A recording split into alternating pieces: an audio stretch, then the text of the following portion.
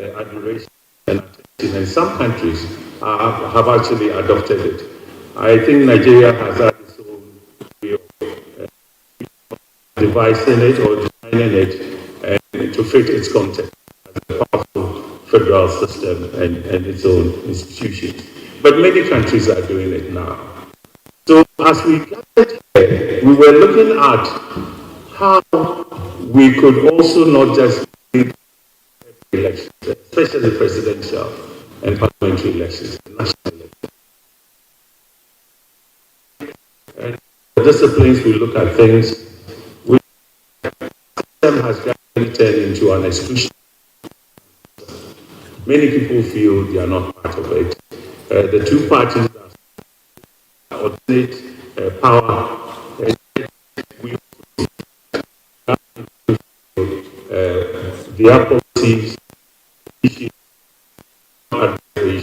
inclusively of everybody.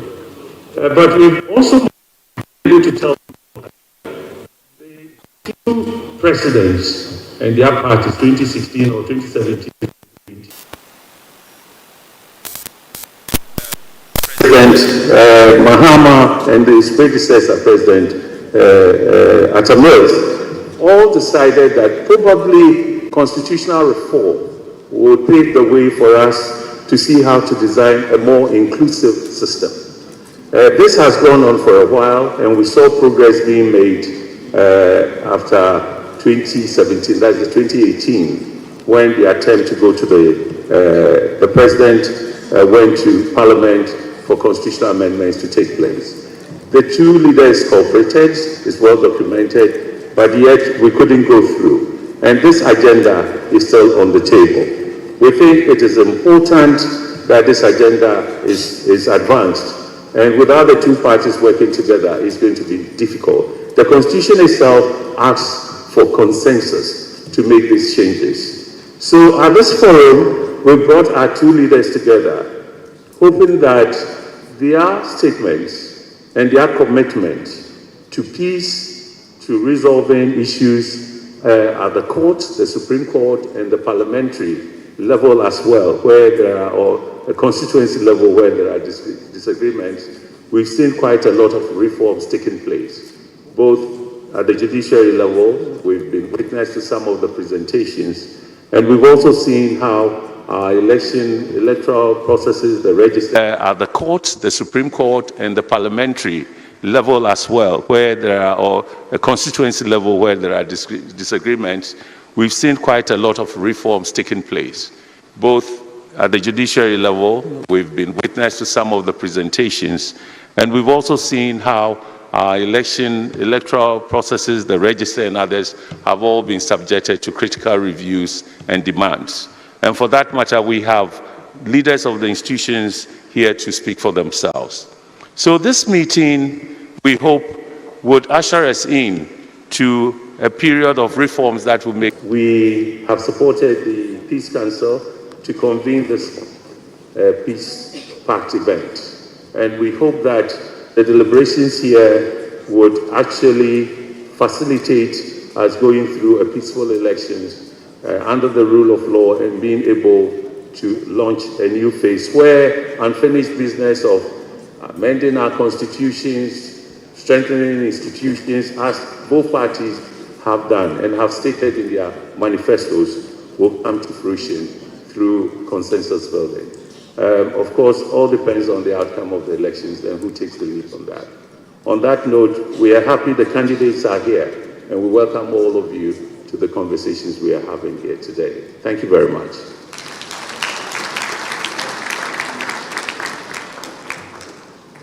Thank you for that message from IDEG, Dr. Emmanuel Akwete, Executive Director. Now it's my pleasure and honor to invite Reverend Dr. Ernest Edujemfi, Chairman of the National Peace Council, to give his remarks.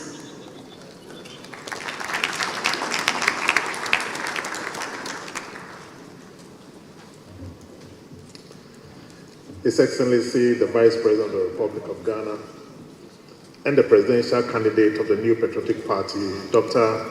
Mahamudu Bawumia, His Excellency, the former President and the presidential candidate of the National Democratic Congress, John Dramani Mahama, presidential candidates of the minority parties for the 2024 general elections, the Chief Justice, Her Ladyship Gertrude Araba Isaba Saki Tokonu, the African Union High Representative for Silencing the Gun, Dr. Mohammed Ibn Chambers, Chairperson of the Electoral Commission, Mrs. Jane Adukwe Mensah, the Inspector General of Police, Dr. George Akufu Dampare, officers of the security agencies here present, Excellencies and members of the diplomatic corps, ministers and former ministers of state, members of the Council of State, members of Parliament, eminent members of the National and Regional Peace Councils, the immediate past Chairman of the National Peace Council, Most Reverend Emmanuel Asante, our revered religious and traditional leaders, distinguished election observer missions present, leadership of the political party, guests, the media, ladies and gentlemen. On behalf of the governing board of the National Peace Council, I welcome you all to this important ceremony. The signing of a peace pact between the presidential candidates vying for the high office of the President of the Republic of Ghana today is aimed at ensuring peace in our country before, during, and after the 2024 general elections. We are grateful to all stakeholders who have graciously accepted our invitation to witness this occasion. The introduction of the Presidential Peace Pact before elections in Ghana has become a model for the rest of the world. What we are therefore doing today is a testament to something that began several years ago. And we are grateful to all those who have made it possible for this occasion to happen. Ghana's credential as a stable democracy has been attested to locally and internationally. The country since 2019 has been ranked as the most peaceful country in West Africa except 2023, when Ghana became the second most peaceful country in the sub-region. Regardless of these successes, the country is still grappling with some democratic deficits, including unresolved conflicts, election-related violence, misinformation, disinformation, and fake news, among others. Despite these challenges confronting the country, Ghana has been resilient. Excellencies, after 8 general elections and successful transferring power from an incumbent political party to the opposition party since 1992, gives us hope as citizens of Ghana that no matter the challenges we face, we will see through. We have successfully used democratically tested out-of-court mechanisms such as preventive diplomacy, dialogues, consensus building, negotiation to address some of our major conflicts.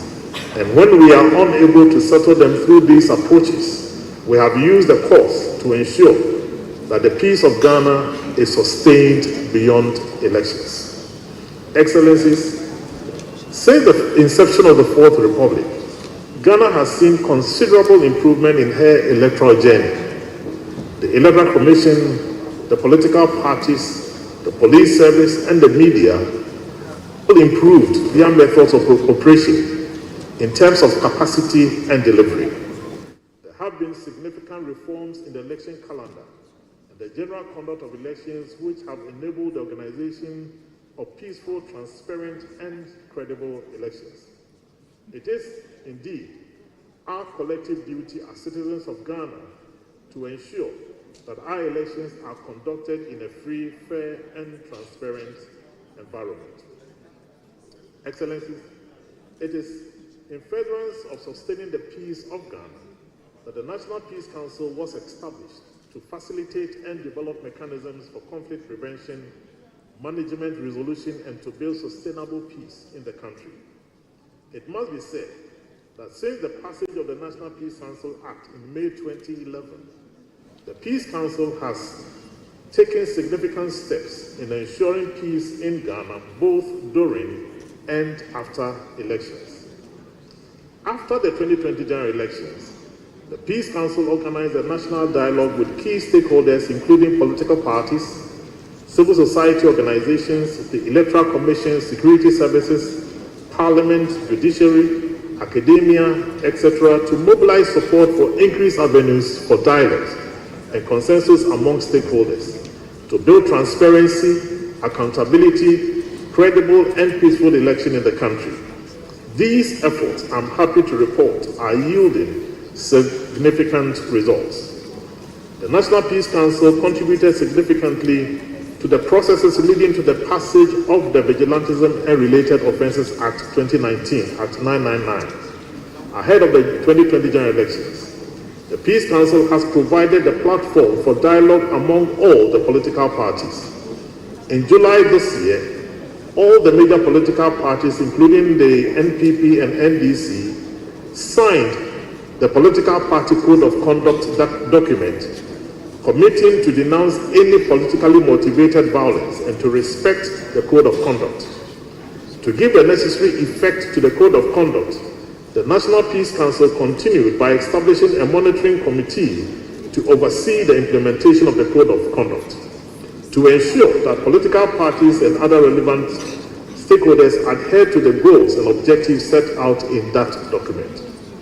It is sad to note that even though all these activities are undertaken with the involvement of people in leadership roles in the political parties, it appears that majority of their grassroots are still unaware of the issues discussed and decisions made. Excellencies, the Peace Council can report that it has offered alternative dispute resolution training, ADR training, for all the political parties in the country, and has encouraged them to set up conflict management mechanisms within their political parties to address conflicts that are internally generated as one sure way of dealing with politically associated violence.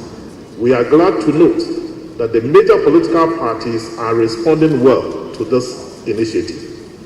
Excellencies, we would like to report that ahead of this year's general elections, the Peace Council has reached out to over 200 constituencies in the country to encourage the use of consensus building, tolerance, dialogue, and negotiation to address political differences. Currently, with the kind support of UNDP, the Foreign Commonwealth and Development Office, and ECOWAS, our regional peace councils are holding dialogues with parliamentary candidates in 50 constituencies that we have identified as hotspots to commit to peace by signing similar peace pacts at the constituency level. Today, we are gathered here in furtherance of our country's peace and democracy to witness the signing of the 2024 Peace Pact. The presence of all the candidates seeking the highest office of the President of the Republic demonstrates a clear message about their commitment to the peace and stability of this country. I have always argued that Ghana is blessed to have leaders who will always choose the nation above their personal and party interests when it matters the most. Today's ceremony is a testament to the commitment of the presidential candidates to peaceful elections and a peaceful country. It is a commitment to the fact that when we are not satisfied with the outcome of any election results, we will not motivate our supporters to resort to violence, but will use the appropriate means to resolve our concerns. Resorting to violence is inimical and must be avoided at all costs. It is my hope that signing this pact will not be just another public show, but that all our aspiring presidential candidates will play their roles effectively, particularly after the declaration of the election outcomes on December 7, 2024.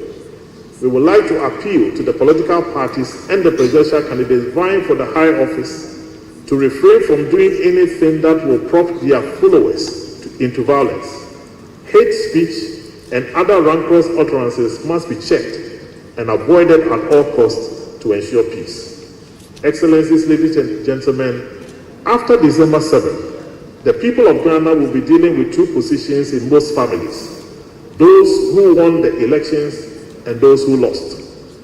Those who win must know that their victory is only for 4 years, and therefore should be gracious in their victory. I would like to advise those who win that they should be measured in their celebration.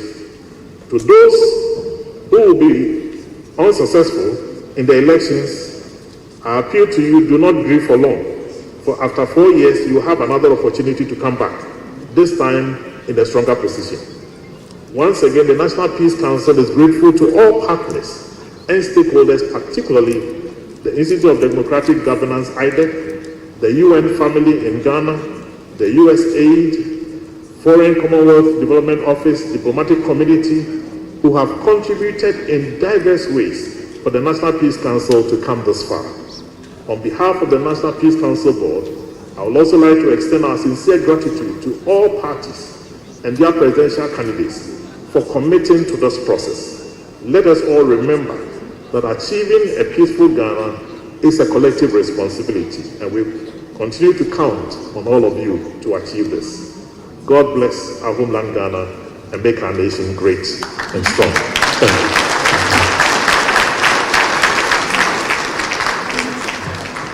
Thank you so much. Another round of applause, please.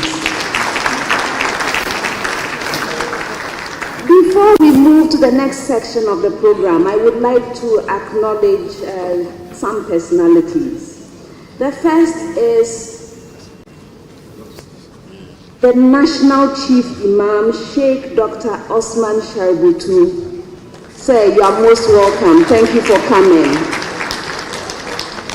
And then we have the immediate past chairman of the National Peace Council, the Most Reverend Professor Emmanuel K. Asante. Many thanks for being here, sir. All right, so we've reached a point where we bring you an interlude.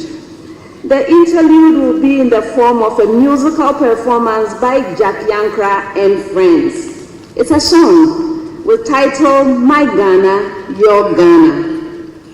My Ghana, Your Ghana is a powerful anthem promoting peace and unity. It aims to inspire hope, harmony, patriotism, and national pride. This rendition features an impressive coalition of 17 influential personalities and 16 school children, including notable figures like Fred Amugi, Giftianti, and Suleiman Abrahima. My Ghana, Your Ghana seeks to foster national development and growth. Please join me in welcoming the composer and leader of this initiative, Jackie Ankra, along with her team members, Diana Hobson, Tracy Otten, Ife Grace, and friends. Ladies and gentlemen, please let's welcome them with a round of applause. Thank you. Thank you very much. Your Excellencies, members of the diplomatic corps, Nime Kename Nananun, distinguished invited guests, ladies and gentlemen, it is such an honor to be here this afternoon singing at the Peace Pact. Long live Ghana, your Ghana, my Ghana, our Ghana. God bless our homeland. These are my friends, Diana Hobson, Mary Gansa, Ella Somoa. The rest of my friends you will see in the video. Enjoy our song.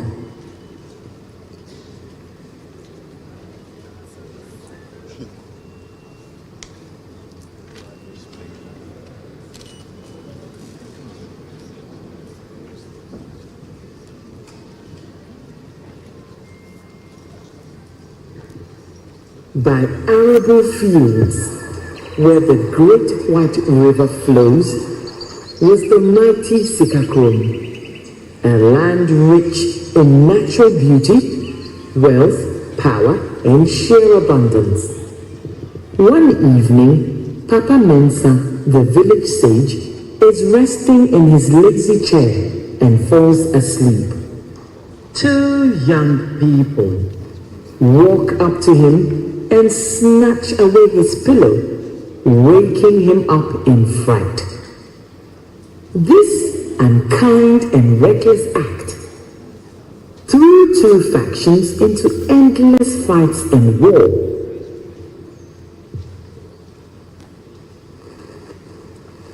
The king and queen's authority could not stop their rage. They fought and wasted all their strength. The once vibrant village became lifeless, thereby acquiring the name Wetimi Wakam Village.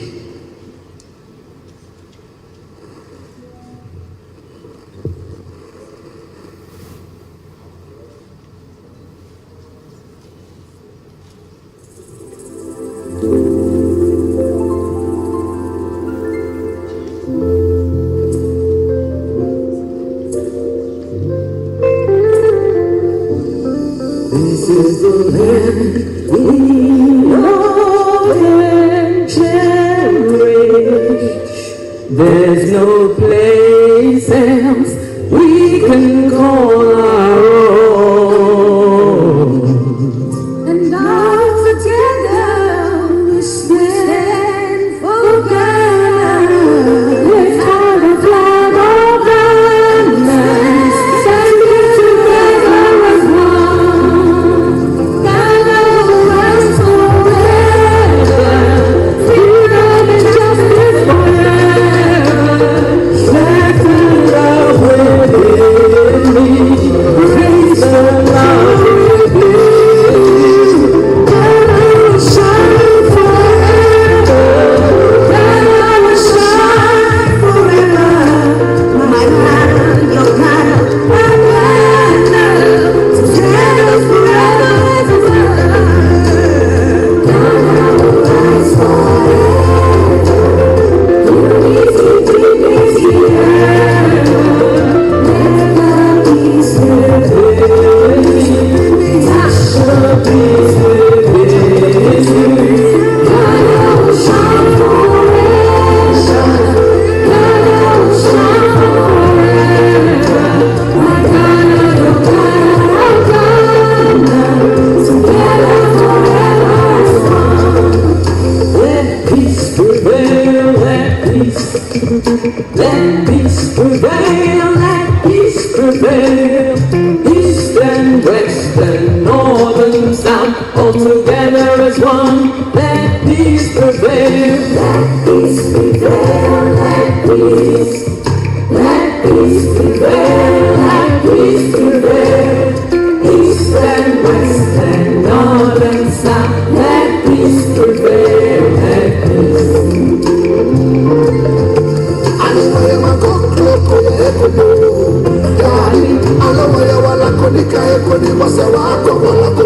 So why don't we let peace prevail? 'Cause God is all that we have. They want us so many must go. God is all that we have.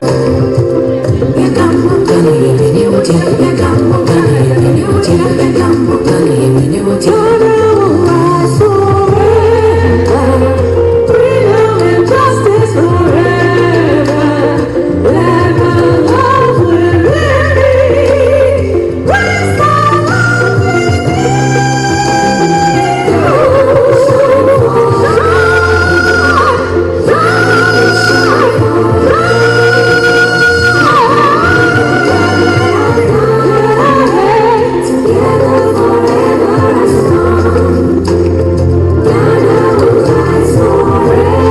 Yes, we will rise. Let the peace within. I will talk how my peace within. Ghana will shine forever. Ghana will shine forever. My Ghana, your Ghana, our Ghana, together forever as one. Thank you, ladies and gentlemen. God bless our homeland, Ghana.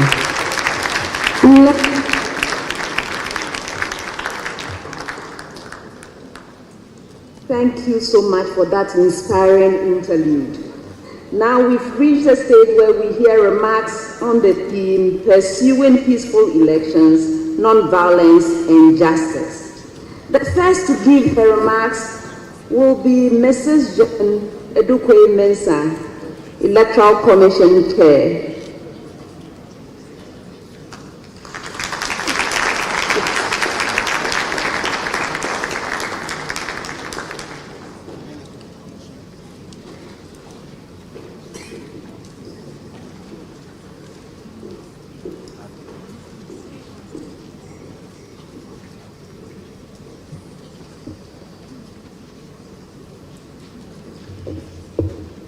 Your Excellency, the Vice President of the Republic of Ghana, Dr. Mahamudu Bawumia, Your Excellency, Mr. John Dramani Mahama, former President of the Republic of Ghana, Her Ladyship, the Chief Justice of the Republic of Ghana, Justice Gertrude Tokenu, the Chief Imam, His Eminence Sheikh Osman Shaributu, the Chairman of the National Peace Council, Dr. Ernest Edu-Jenfi. Distinguished ladies and gentlemen, all protocols observed.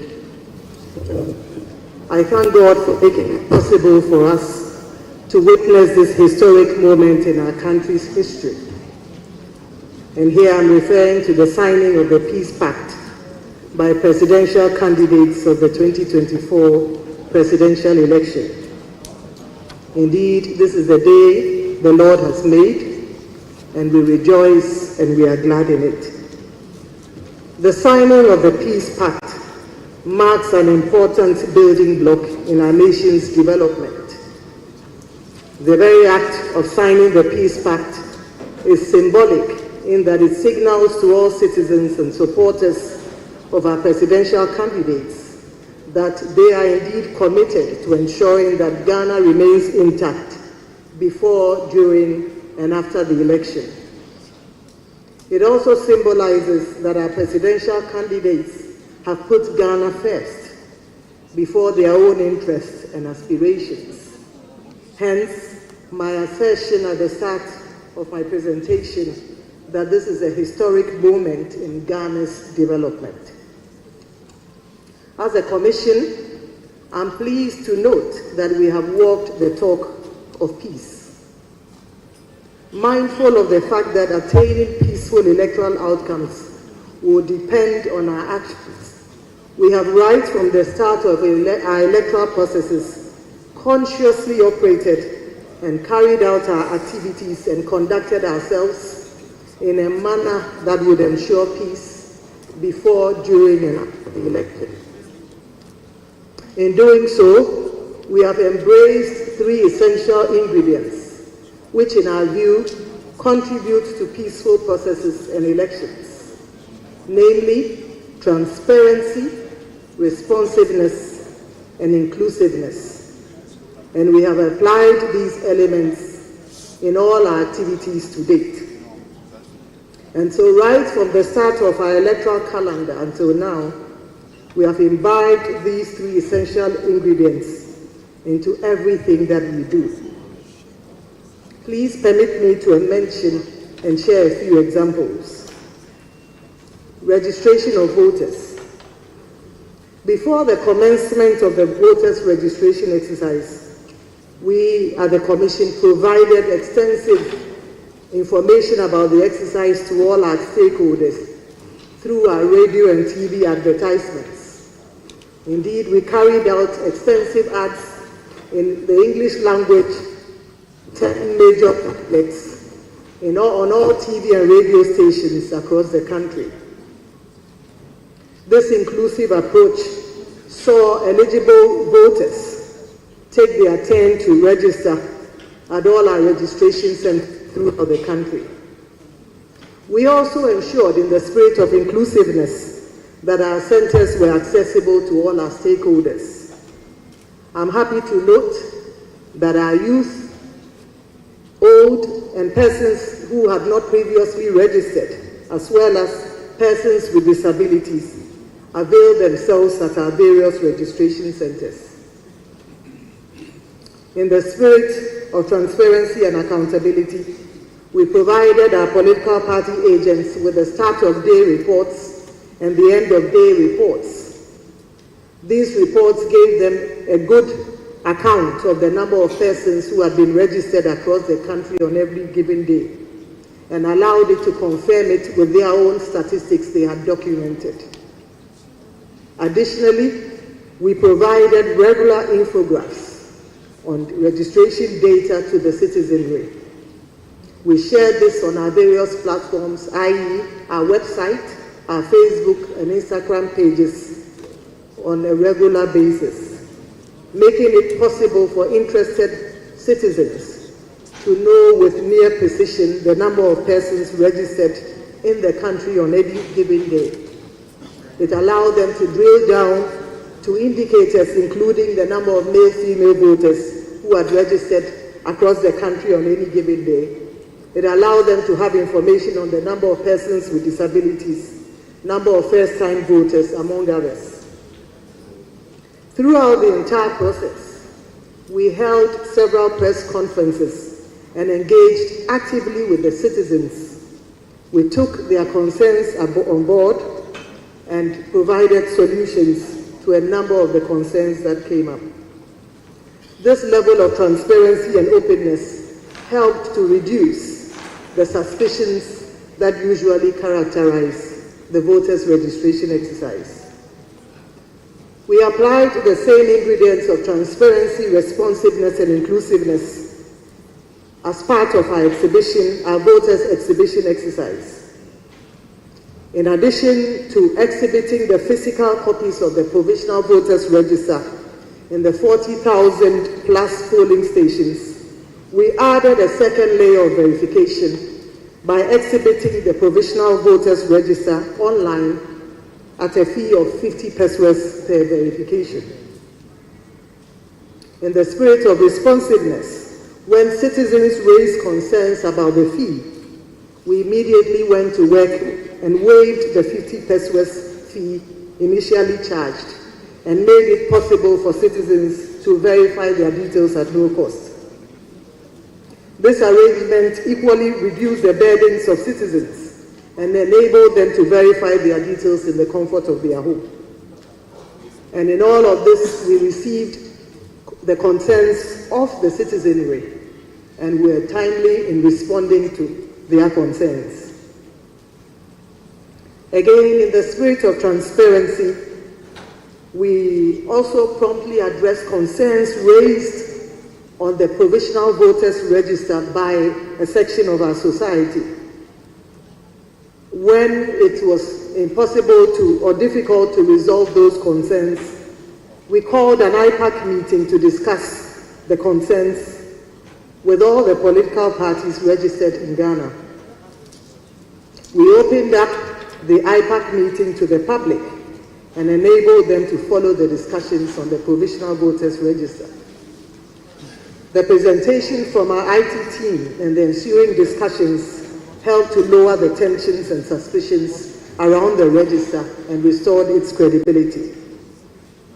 By discussing the concerns in an open and transparent manner, and by carrying the citizens along as a result of the live coverage of the proceedings, tensions and suspicions around the provisional voters register were eliminated and the peace of our nation was restored.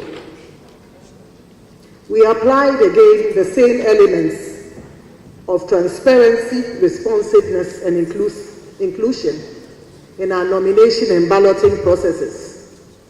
As many of you will attest to, we opened up all these processes to the general public with the help of our media partners.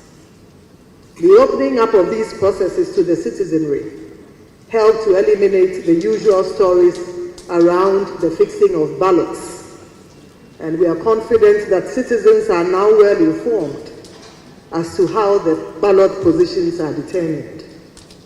We are aware that citizens now know that it is the political party agents themselves who pick the order in which they will appear on the ballot paper and not the Electoral Commission. The story is no different in the case of the printing of ballot papers and the results declaration forms. For the first time in our history, we took our media partners on a tour to the printing houses as part of our efforts to keep the citizens well informed. This approach brought to the fore the engagement and the involvement of the political parties in the printing process and demonstrated the accountability and transparency mechanisms we have built into our printing cycle. We educated the citizenry on the ballot statistics that we provide to the political parties. And we also informed them about the serialization process and the fact that the Commission provides serial numbers of all ballots to the political parties as part of the printing process. This openness and information shared enabled citizens to have a first-hand view of the fact that every single ballot that goes out into the field is accounted for, in the sense that political parties are aware of the serial numbers and they are able to track and account for it. The ballot statistics also provided to the political parties also enables them to know the number of ballots that each polling station should have. And this builds confidence into our processes and leads to the assurance that the Commission cannot add a single ballot or take away a single ballot to the ballots provided at the various polling centers. Ladies and gentlemen, in the same spirit of accountability and transparency, when in the course of printing our ballots, it was discovered that we had issues with the serialization of ballot papers from the Ahafo and the Volta regions, we promptly informed our key stakeholders, i.e. the political parties and the citizenry, and involved them in the destruction of the affected ballot papers. With the help of our media partners, we captured the entire processes leading to the destruction of the faulty ballots by burning and brought this information to the doorstep of citizens. Today, the destruction certificates signed by the political party agents, the security agents, and the Electoral Commission staff are available on all our platforms, our websites, and our social media pages for all to verify. Your Excellencies, ladies and gentlemen, our application of the 3 ingredients in all our operations has contributed significantly to reducing the tensions and building confidence around the Electoral Commission's processes. As a Commission, I assure you that we will continue to apply these ingredients of transparency, responsiveness, and inclusiveness in all our activities through to the election day and beyond. On behalf of the Electoral Commission of Ghana, I pledge that my team and I will continue to conduct our activities in a way and manner that will ensure peace before, during, and long after the 2024 election. The processes we will employ on election day and in the days aftermath are robust, transparent, and inclusive. The results we will declare will reflect the will of the citizens as expressed at the polls. It is a well-known fact that elections are won or lost at the polling stations. It is at the polling stations that voters vote. It is at the polling stations that the votes are counted. It is at the polling stations that the results are documented on the pink sheets and signed by all the agents of the presidential candidates. And it is at the polling stations that the outcomes of the presidential election are announced. These are the results that will be collated at the constituency, regional, and national collation centers. And it will be in the full view of the agents of the political parties who will go on to sign the various results declaration sheets. Indeed, these are the results that we at the Electoral Commission will declare, and no other results. We therefore entreat our distinguished presidential candidates to accept the outcomes of the elections. That is the will of the people, which we will declare. At the end of the day, when the results are declared by the Electoral Commission of Ghana, Ghana should remain standing as a beacon of democracy in Africa. We each have a role to play to ensure this happens. God being our helper, we at the Electoral Commission of Ghana will do everything in our power to abide by the oath that we made to God and to the people of Ghana when we were sworn into office in 2018. May God bless his beloved nation, Ghana, and make her great and strong. Thank you.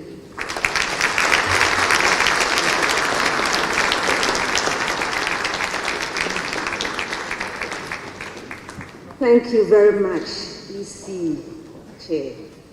Now we have a statement from Dr. George Ekufu Dampare, Inspector General of Police and Chairman of the National Election Security Task Force.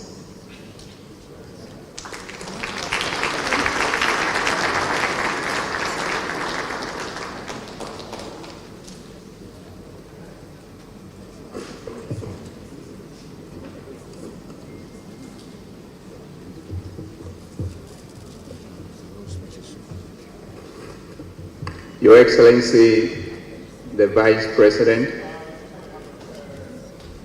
Your Excellency, the former President, Madam Chief Justice,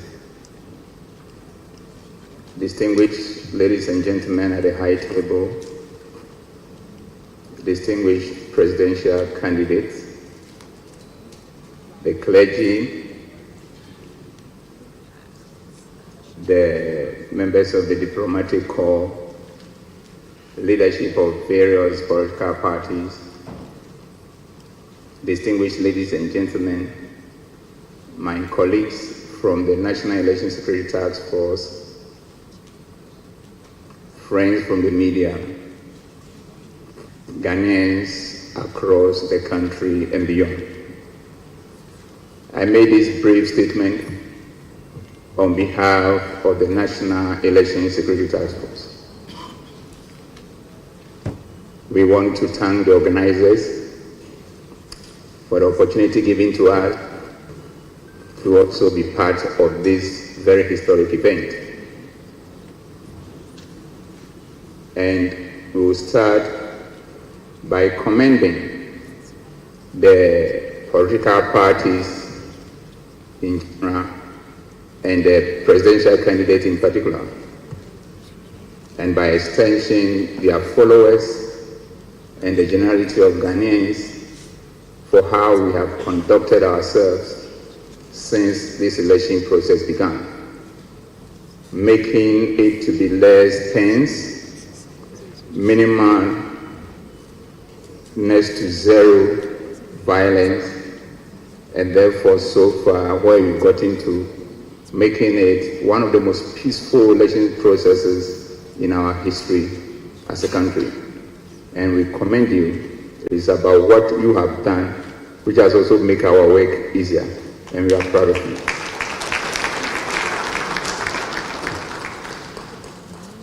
But the important point is the fact that the job is not done. It is still a work in progress. And in our traditional circles, when there is food to be cooked, you cannot half cook it and start eating it. So we have eaten it in advance in terms of appreciating how far we have conducted ourselves as Ghanaians. Let us make sure that the cooking is complete, and when we are eating it, we'll eat comfortably to the glory of God, and also for the benefit of the generation that will come after us. So let us finish hard by doubling our efforts, and let us continue to walk the talk so that at the end of the day, our actions will speak louder than our words. Also, we want to, on behalf of my colleagues at the National Election Security Task Force, to give you this pledge.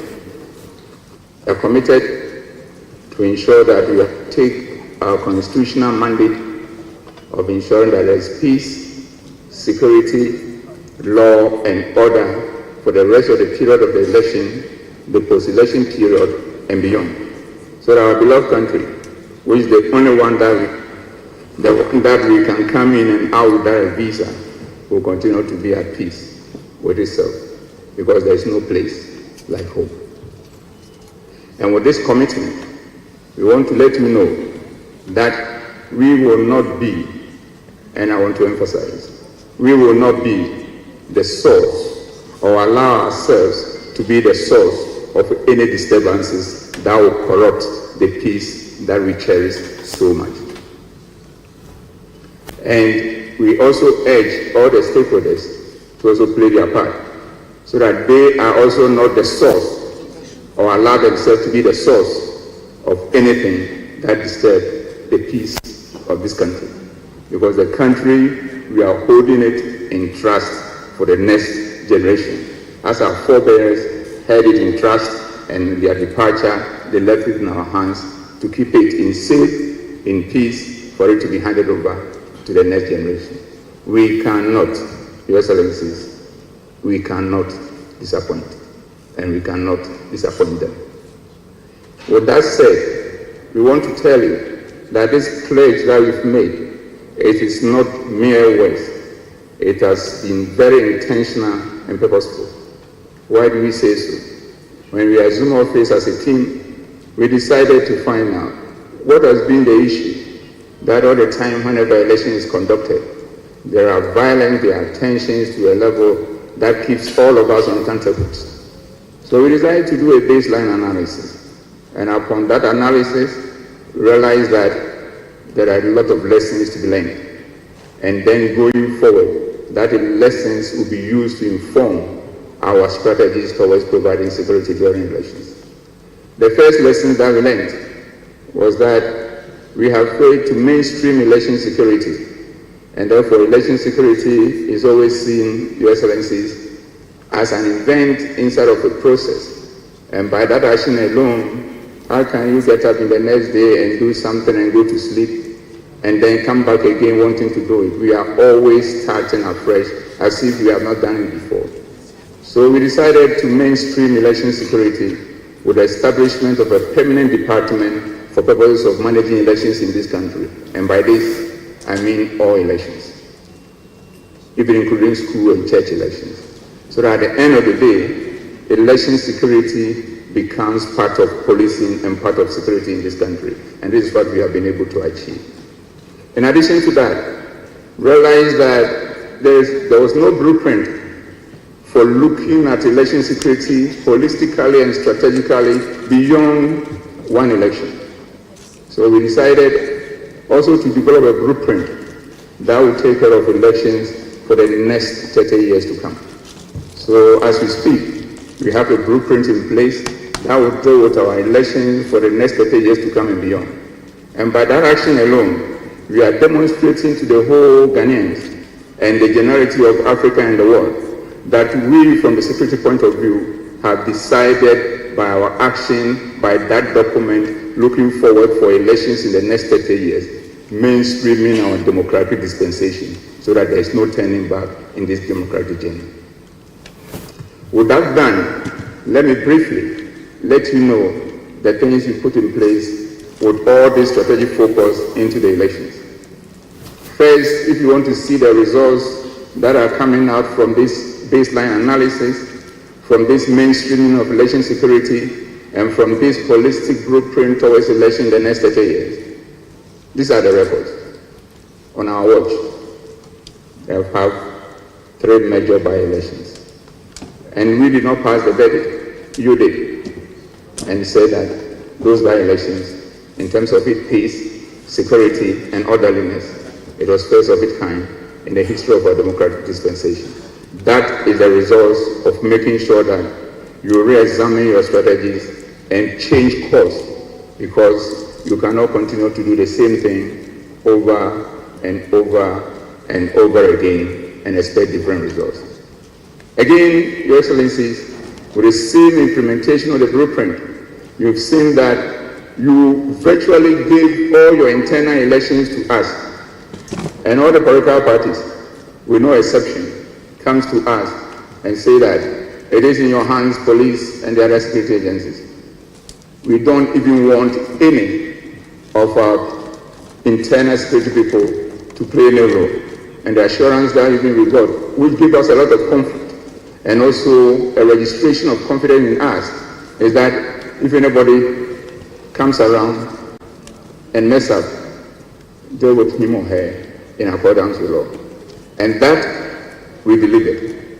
So we've walked the talk with all the by-elections, we've walked the talk with all your internal elections, and you yourself at various fora give us the pass mark. We appreciate that, but we will not allow that also to eat the better part of us, because we know that it is a job that we need to continue doing in service of the good people of this country. Now coming to the election, the general elections, we have also been walking the talk at every stage of the election process, from EC registration, transfer of votes, exhibition of the register, and all that up to the movement of logistics. We've played the part that we're supposed to play in a manner that has also made us comfortable in terms of looking forward what is ahead. The few other issues that are left is the next 1 week, the rest of your campaign.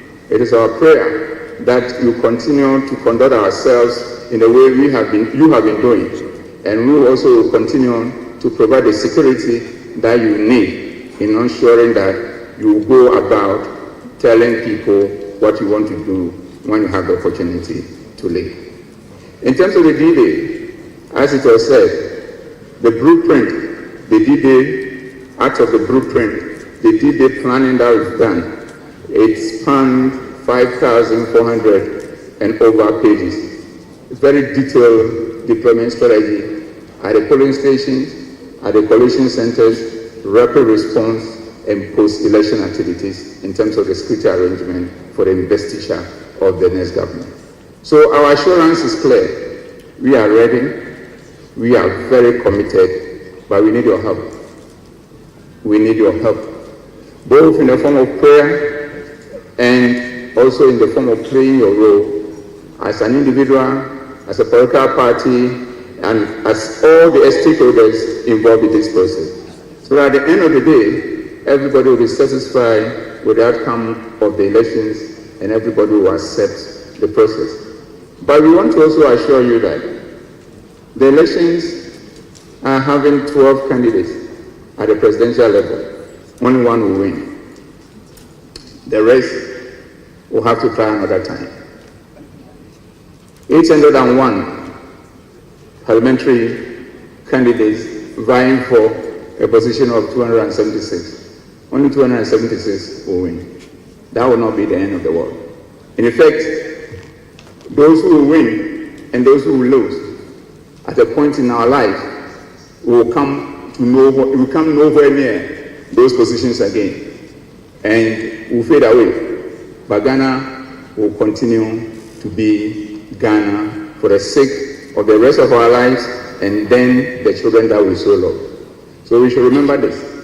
We want to plead with you. We are overcommitted to make sure that at the end of the day, we will be giving the pass mark again, this time higher than all what we have achieved with all the examples that I have cited.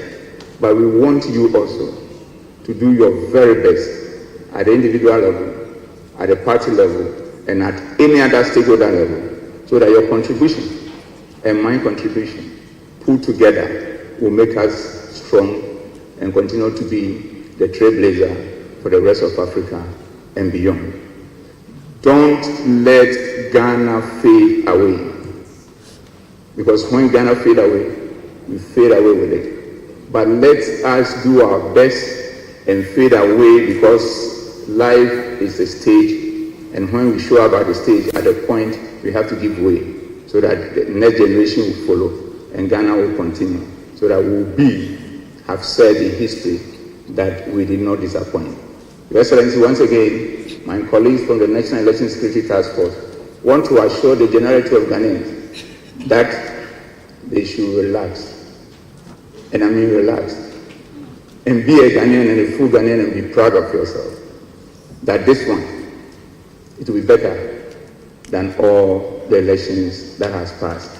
If only you help us to play our role as we are doing, and also do yours. I thank you very much.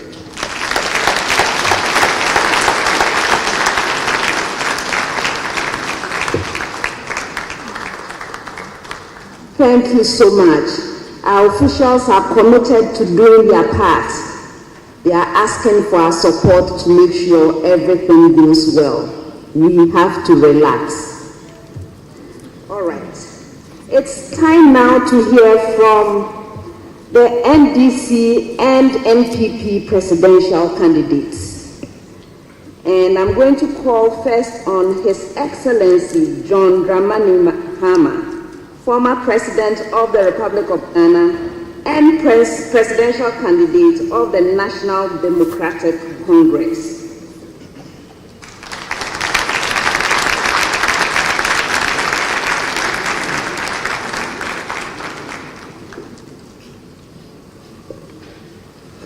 Thank you very much.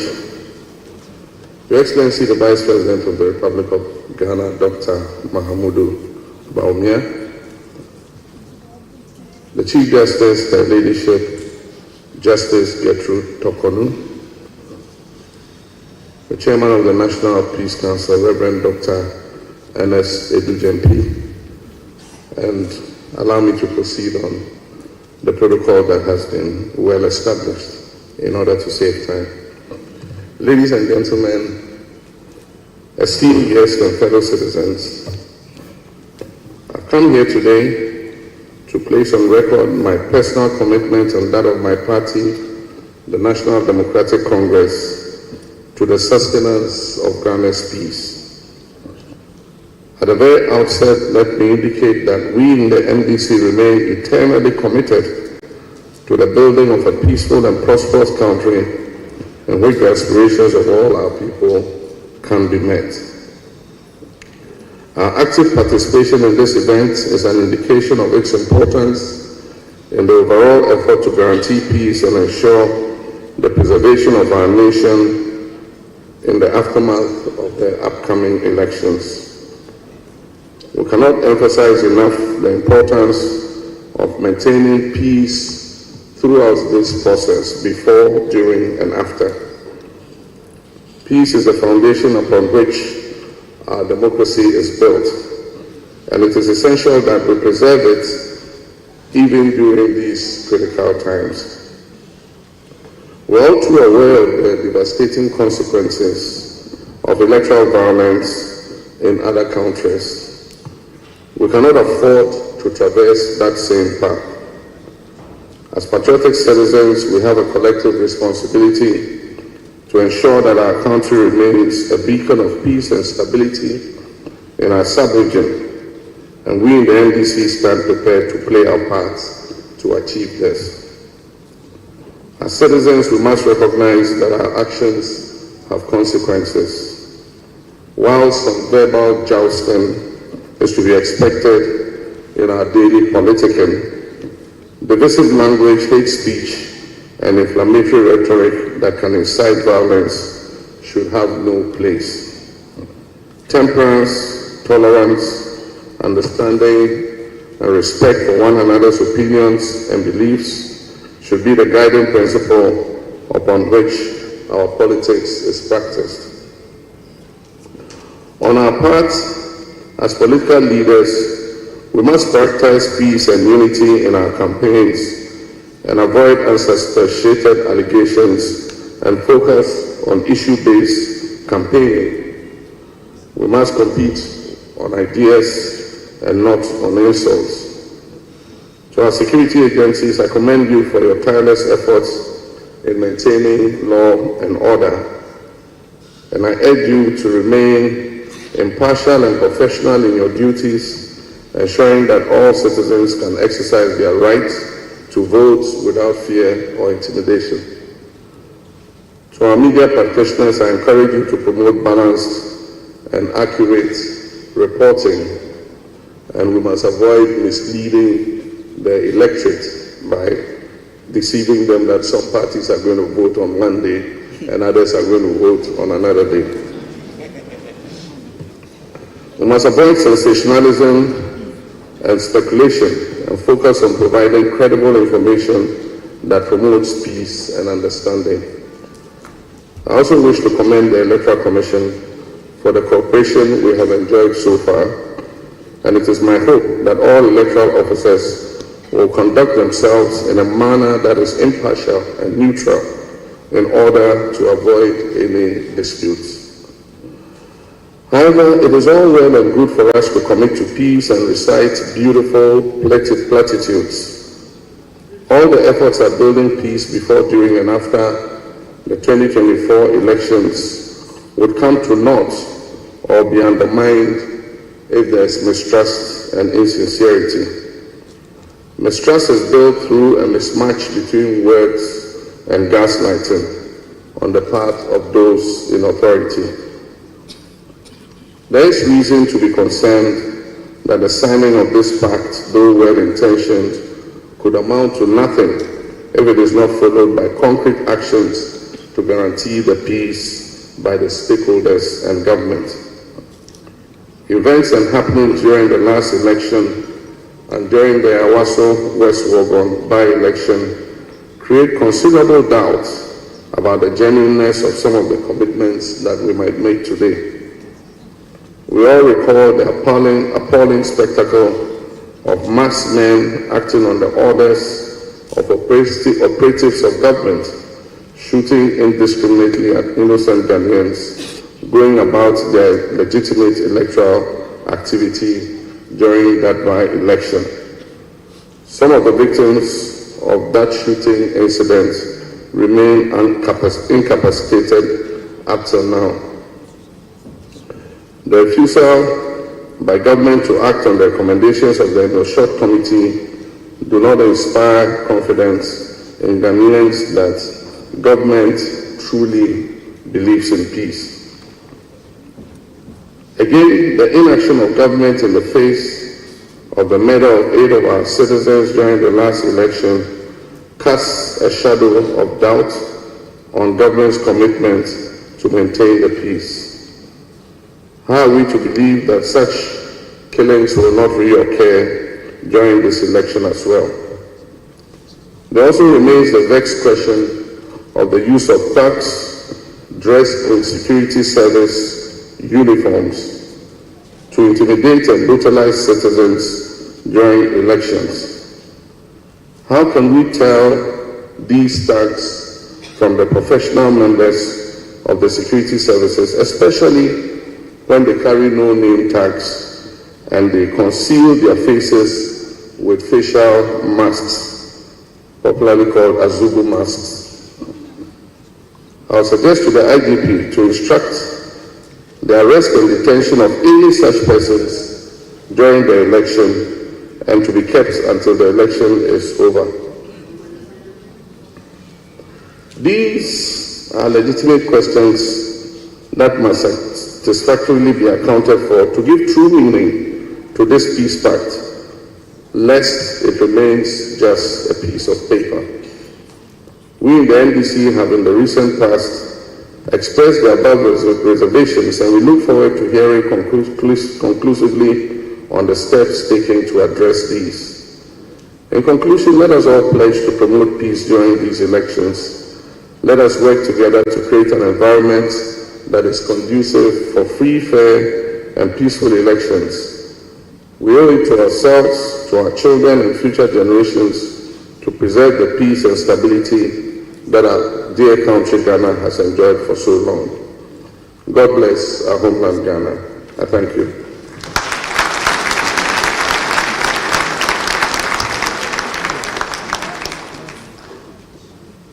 Thank you for your remarks, former President, His Excellency John Dramani Mahama. Now I would like to call on His Excellency Dr. Mahamudu Bawumia, Vice President of the Republic of Ghana and presidential candidate of the New Patriotic Party.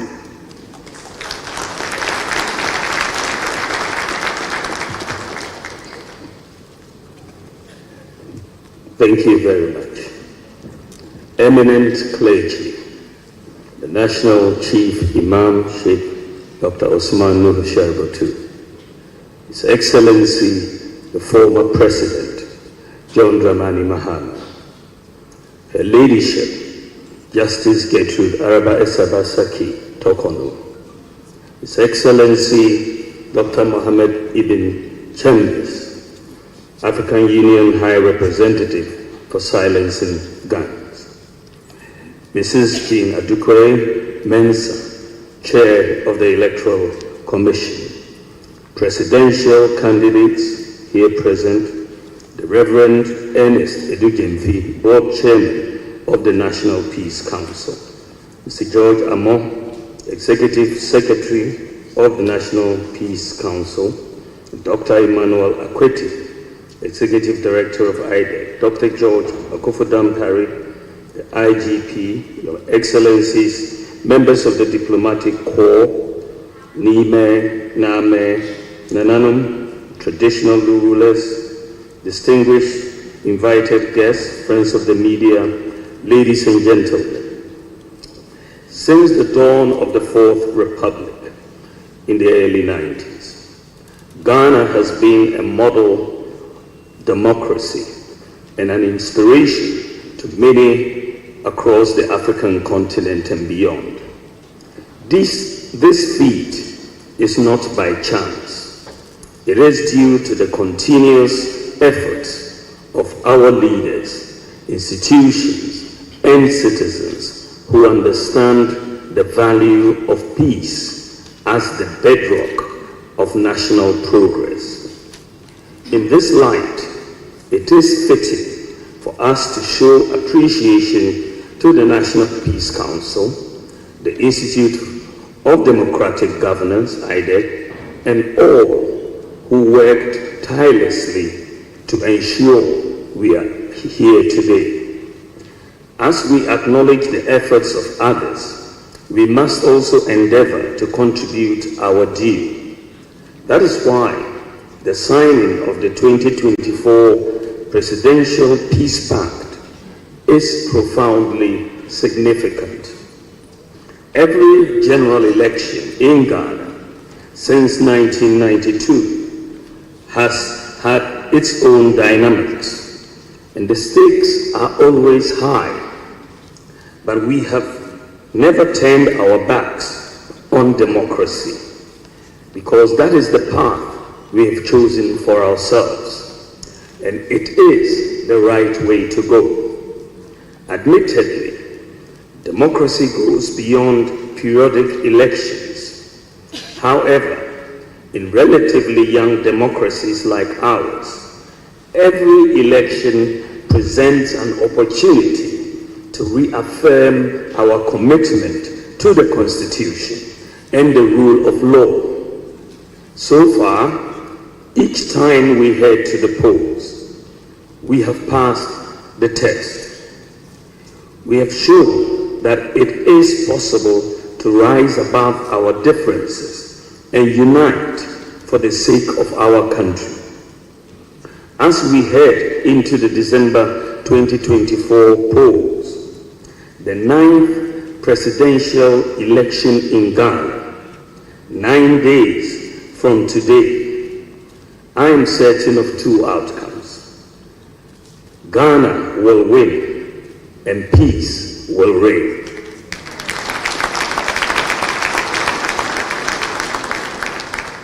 We have been here before and can prove again that Ghana is a shining example of a resilient democracy.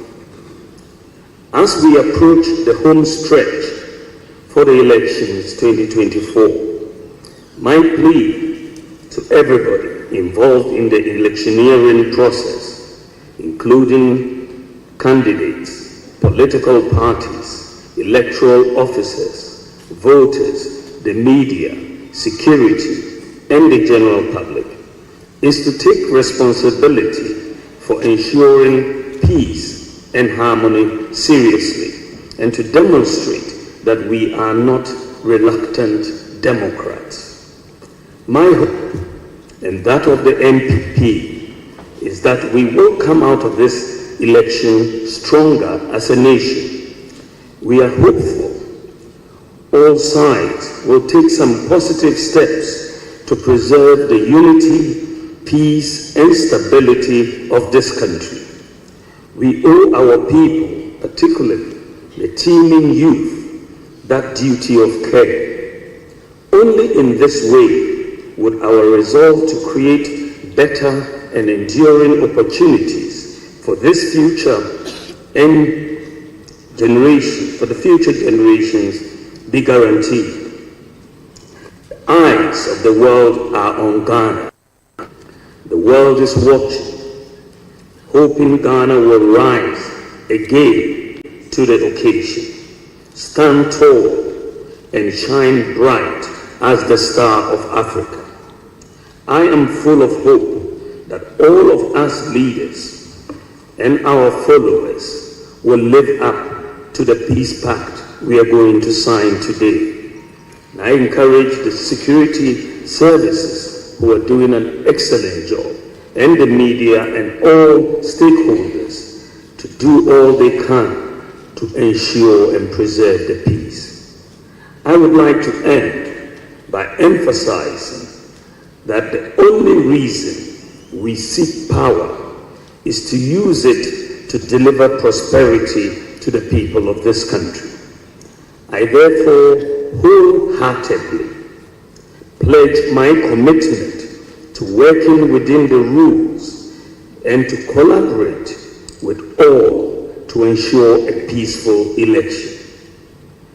I extend love to all my opponents and invite them to let us collectively show love to the people of Ghana by embracing civil and peaceful approaches during every phase of the electioneering process.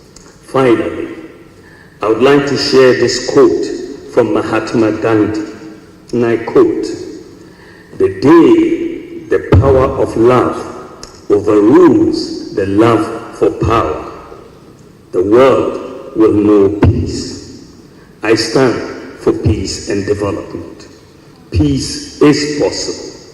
Thank you for your attention. God bless you, and God bless our homeland Ghana.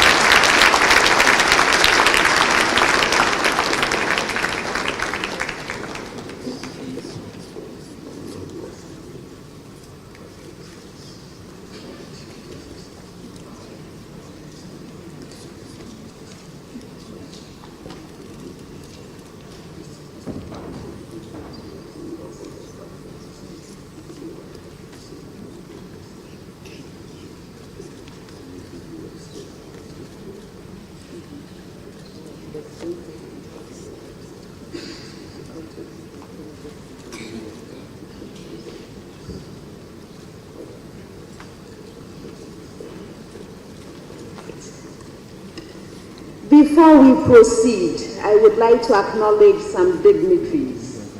We have the British High Commissioner. Thank you, Madam, for being here. The U.S. Embassy is also here. Thank you, sir. The Korean Embassy.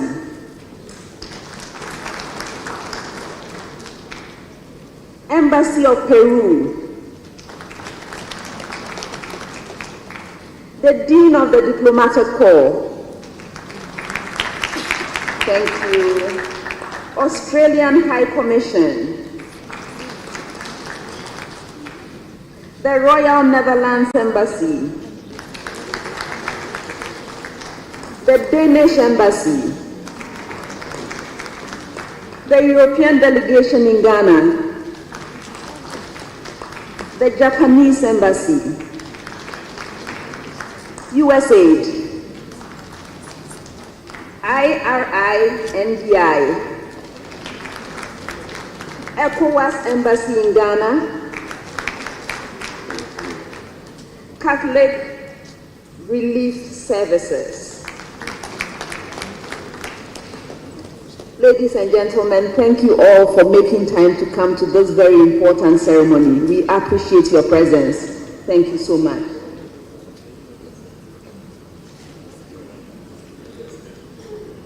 The UN Resident Representative Coordinator. Thank you, sir. Thank you for being here. All right. On this note, we are almost at the highlight of the event, but before we can proceed, I need to invite the Chief Justice, Gertrude Araba Esaba Saki Tokunu, to make her remarks.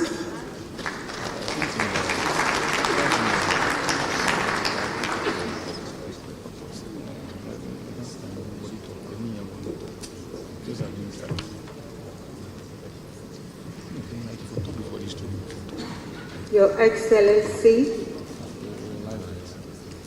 Alhaji Mahamudu Bawumia, Vice President of the Republic of Ghana and flag bearer of the New Patriotic Party. Your Excellency, Mr. John Dramani Mahama, former President of the Republic of Ghana and flag bearer of the National Democratic Congress. May I humbly acknowledge all distinguished presidential candidates herein present. Your Excellency Dr. Mohammed Ibn Chambers, Reverend Dr. Ernest Edujemfi, Chairman of the National Peace Council, and all distinguished persons herein present.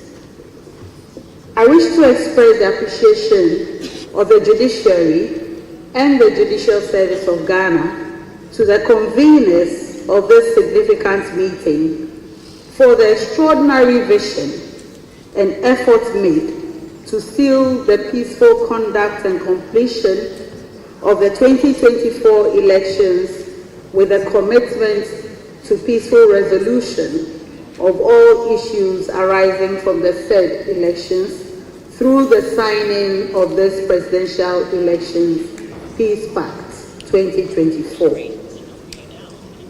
By operation of Chapter 11 of the 1992 Constitution, the judiciary carries the constitutional obligation to administer the tenets of justice articulated by the good people of Ghana through the sources of law established under Chapter 4 of the 1992 Constitution.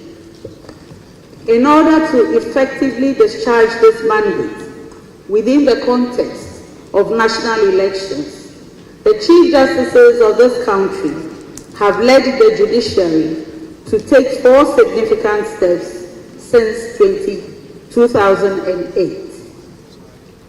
First, the judiciary has a standing elections management committee led by Supreme Court justices to prepare a one-stop compendium on the procedural rules that must be followed in the conduct of election-related disputes. Jurisprudence on principles and edicts established in Ghana's unique common law and all relevant statutes that guide the process of elections. This compendium is referred to as an elections manual. Second, the Elections Management Committee and the Judicial Training Institute carry the responsibility of conducting orientation and in-depth training for all magistrates and judges across the country to ensure adequate preparation for adjudication of election-related disputes. Third, through the Rules of Court Committee set up pursuant to Article 157 of the 1992 Constitution, the rules used by all levels of court are regularly reviewed for the incorporation and amendment of provisions that will enhance more efficient resolution of electoral disputes. Fourth, the doors of the judiciary are thrown open for consultation with all stakeholders in the conduct of peaceful elections, and their views are given critical consideration and factored into the development of each edition of the Elections Manual, the orientation and training of magistrates and judges, and the review of the rules of court. By the grace of God, stakeholders have used judicial systems countrywide to settle electoral disputes, including 2 presidential election disputes, signifying the cohesion of the nation around the work of the justice sector.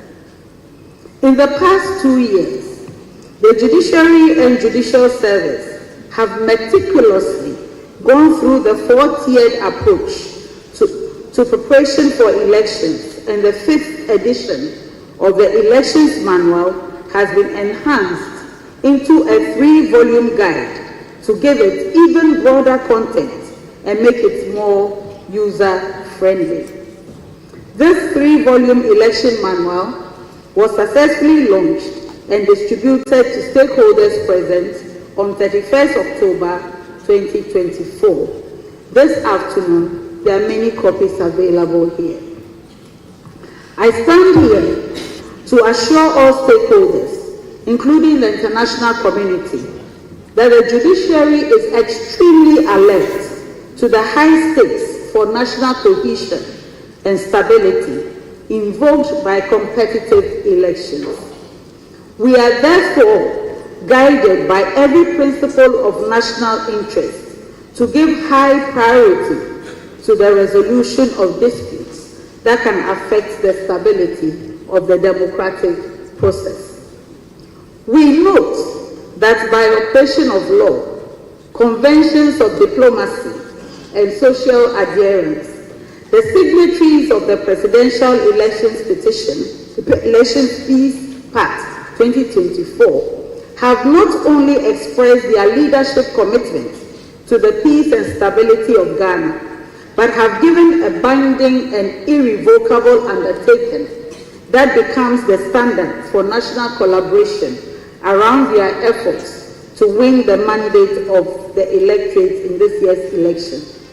The judiciary of Ghana is grateful for the gallant certification contained in the Presidential Elections Peace Pact 2024.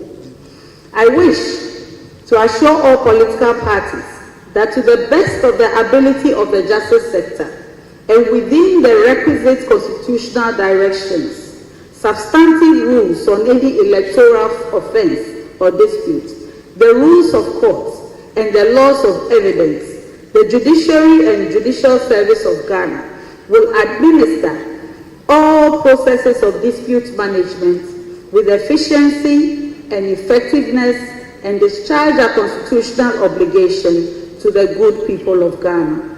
Through these assurances, we express our utmost accountability to the national peace effort. Thank you very much.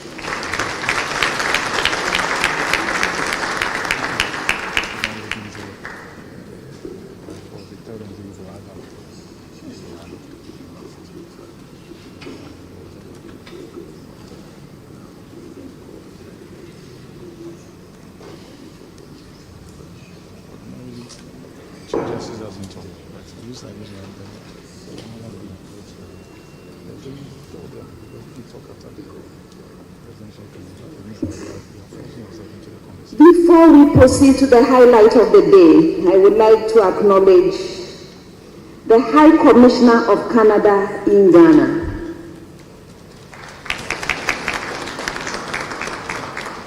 Thank you very much. All right, so now this is how we will proceed. I'm going to be calling on the presidential candidates to come up to sign the pact. I will proceed with the two.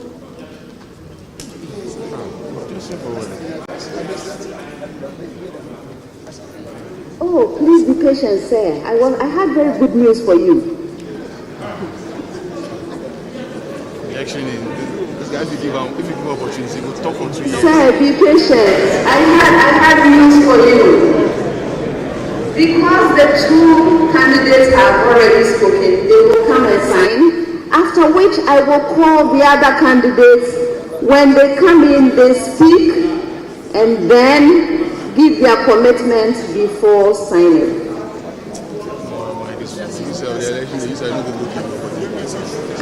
They will speak. You will have a chance to speak.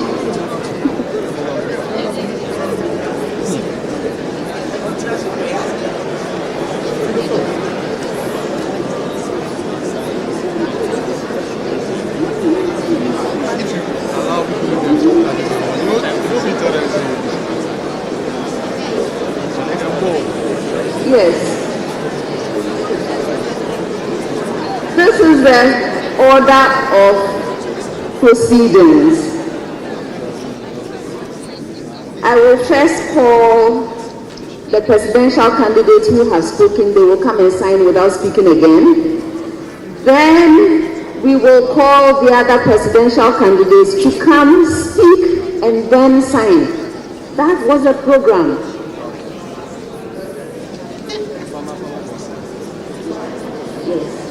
All right, so we proceed. I would first like to invite the Chief Justice to come help us administer the signing of the Peace Pact.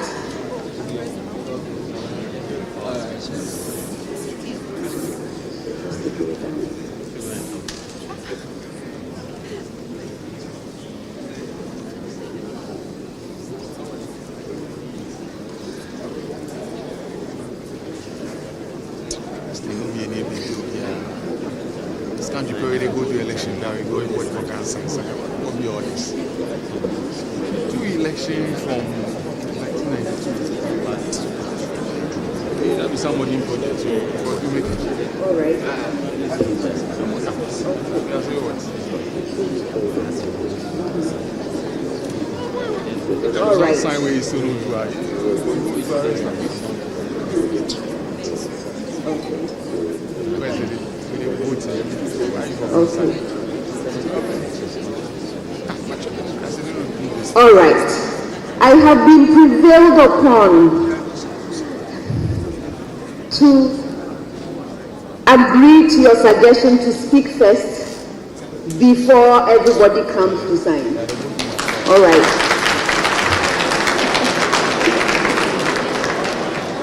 On that note, if you look at our program on page 12, you have all the candidates there. I'm going to be asking for you to come up to speak in the order that you have been presented. So I would like to start with Dr. Daniel Augustus Latte Jr. of the Great Consolidated Popular Party, GCPP. In the interest of time, please be brief in your statement.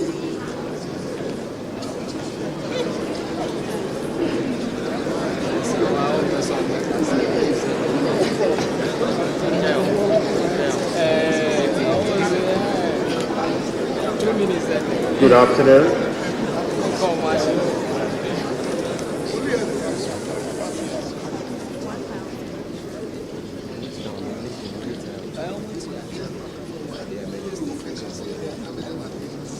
His Excellency, Vice President Dr. Mahamudu Bawumia, the flag bearer for the NPP, His Excellency John Dramani Mahama, former President of Ghana, and the flag bearer and the presidential candidate for the NDC. All protocols observed. You are looking either to be President of Ghana. And I'm here to tell you I'll do a good job. And a better job than that. Because you're all going to be domesticated when you leave here. I want to hear your voices. This country is ours. We love it. We want peace. I give regard to the IGP. I give regard also to the electoral commissioners. We're all here to make Ghana a better place, a lively place, and a happy place. Let's build this country. Let's be domesticated. And I repeat it, you are all domesticated today. You are looking at your new man. This country is going to change. I thank you so much.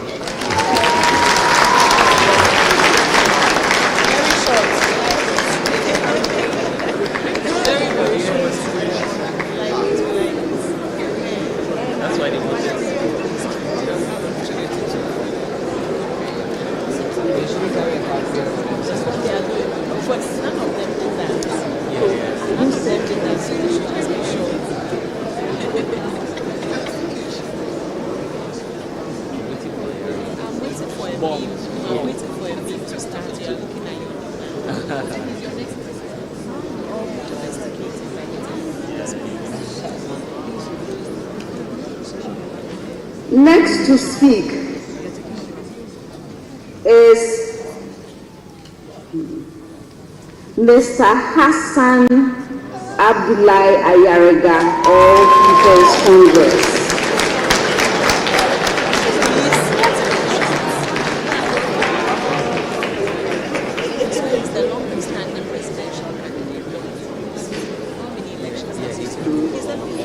Stop me, I will stop. Good evening to everyone. I think I have less than 2 minutes. If I want to introduce the high table, I won't be able to speak. So, let me stand on the existing protocol to say all protocol observed. First of all, we are supposed to be 13 of us, and today we are 12. One of us is gone. So soon we have forgotten about that candidate. It happens to be a 1 week ceremony. So if we could all observe 1 minute silence, just honor Madame Ekuya Danko.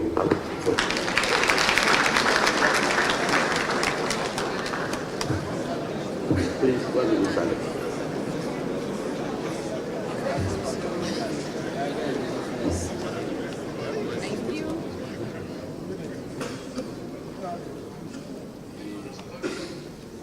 Thank you.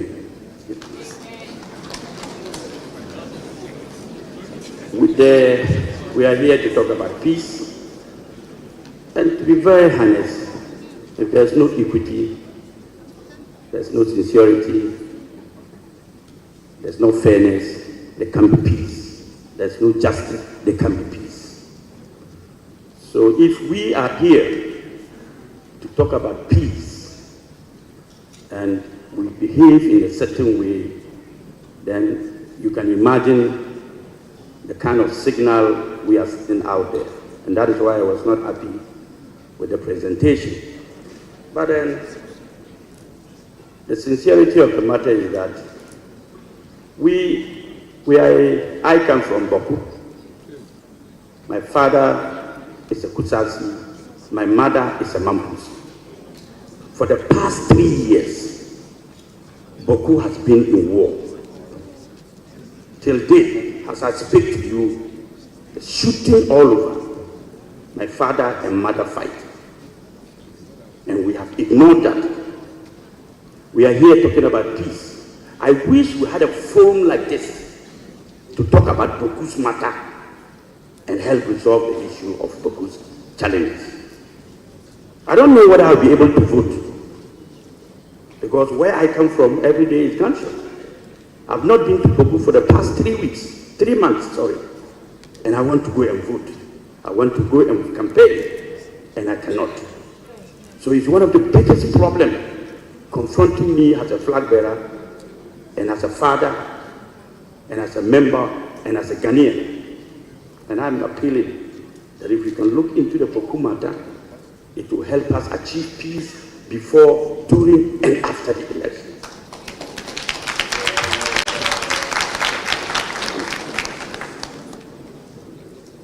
If you look at the table, the high table, the three major political leaders contested: former President Mahama, current Vice President Dr. Mahmoud Bawumia, Hassan Ayerga, we are all Northerners.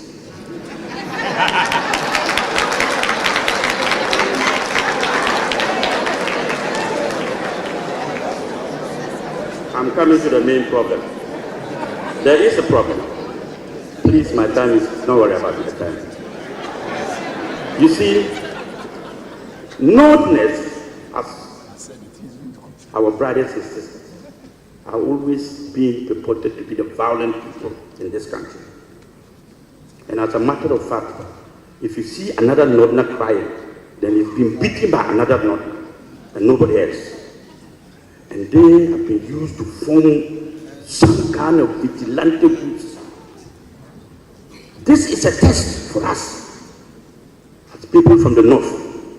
Are we going to demonstrate, the three leaders, our members, are we going to demonstrate a level of tolerance, level of acceptance, that we have ideas than fighting one another?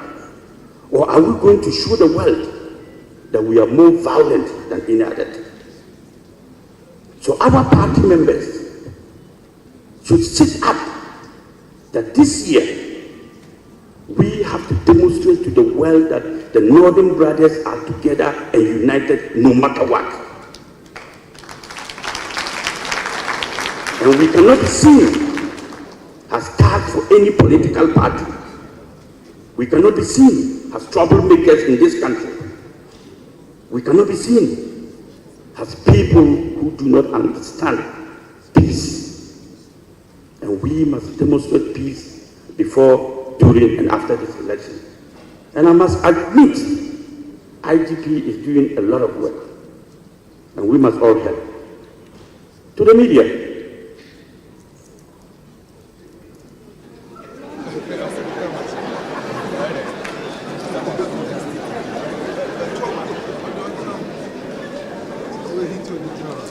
if you allow me, I'll finish quickly. To the media, I'll finish in 1 minute. To the media, to the police, the Electoral Commission, we need a credible election. We need a free and fair election. To the police, we need a report. We do not want anybody to be partisan in this election. When you are posted at the polling station, be fair to every Kenyan, no matter which party he belongs to or comes from. And to the media, try as much as possible. Misinformation and disinformation is costing our country a lot. And we must all have a role in making sure that this country is peaceful before, during, and after the election. Ghana will win, and we will have a peaceful country. I thank you.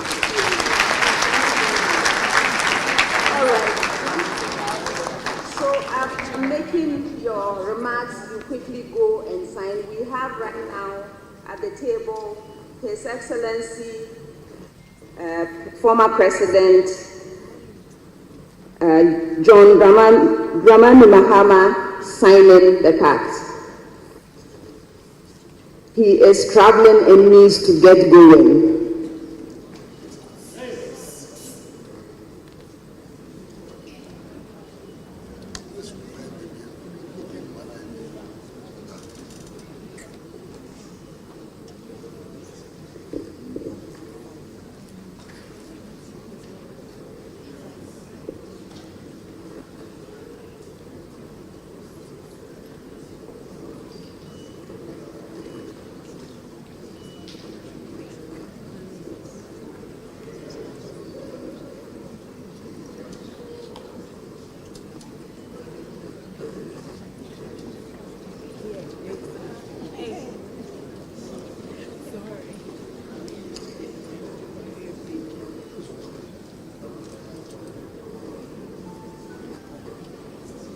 Dr. Hassan Ayarga is also signing now. I would like to invite His Excellency Dr. Bawumia to also make himself available for signing, please.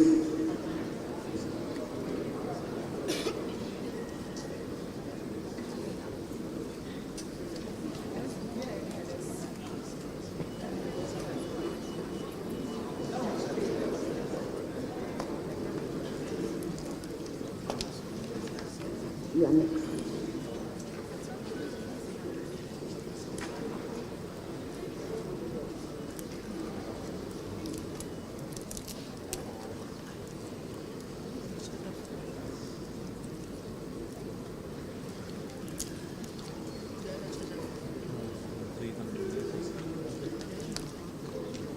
Okay. Next to sign will be Daniel Augustus Latte Jr.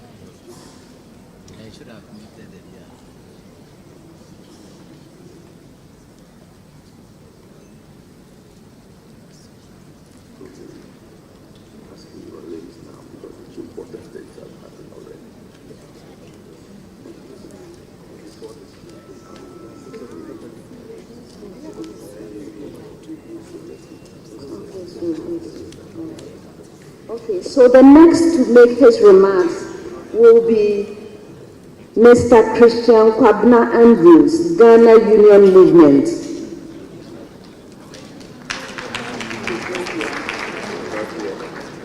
All right, he's not here, so we skip to Mr.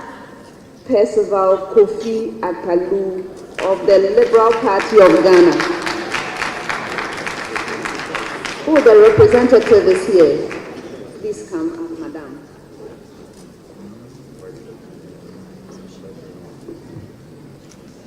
Hello. Good evening, everyone. My name is Eleanor Efe Apia, the Vice Presidential candidate for Reverend Christian Kwabena Andrews. I'm here to represent him. Our country, Ghana, has been with peace for so many years. We have been on elections several times. And when we talk of Ghana, our country is jealous for peace in our outside countries. We have done it before. And I will urge each and every Ghanaian to let us do it one more time. Together we stand. Divided, we fall. The Ghana Union Movement, we stand for peace. We call for peace. And may peace prevail. And in the end, may Ghana win. Thank you very much. My name, Eleanor Efe Apia. Thank you. Thank you, madam. Yes. His Excellency Dr. Mahamudu Bawumia would like to take his leave. Unfortunately, he has other engagements and has to leave, so we'll have to allow him to go ahead. Thank you, sir, for coming and for signing the pact.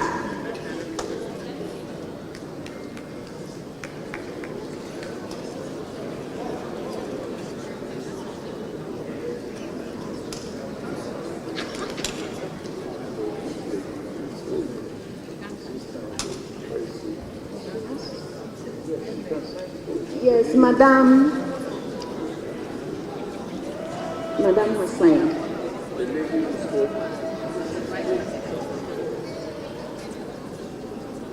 Yeah, she's coming. Was she representing Christian Covenant? Yes. Christian Pabna Andrews.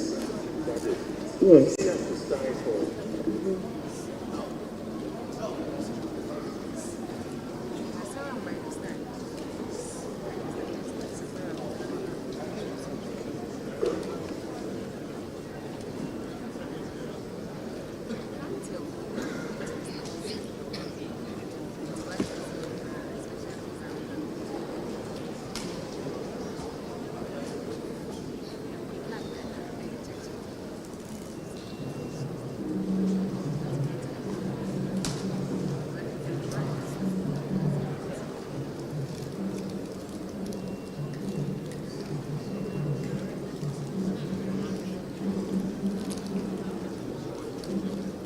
Next on the list is Mr. Kofi Akalu of the Liberal Party of Ghana.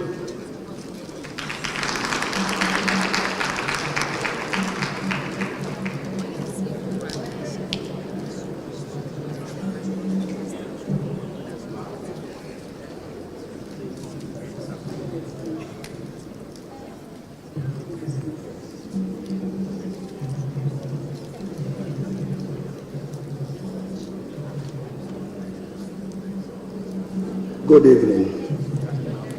The name is Kofi Akpaloo, the next president of Ghana. I stand on the existing protocol. This election, we are all calling for peace. There can never be peace in this country when we keep on doing what we are doing, promoting duopoly. We have to promote multi-party democracy, not duopoly or whatever you guys are doing, because it will never bring peace. The media is doing it. The Peace Council is also doing it.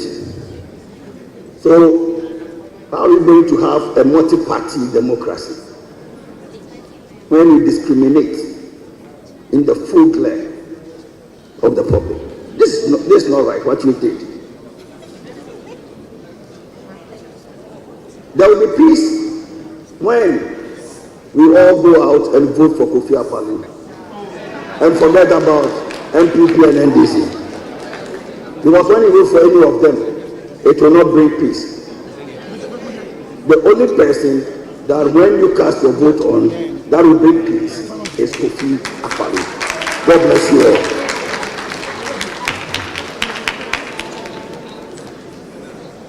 Thank you.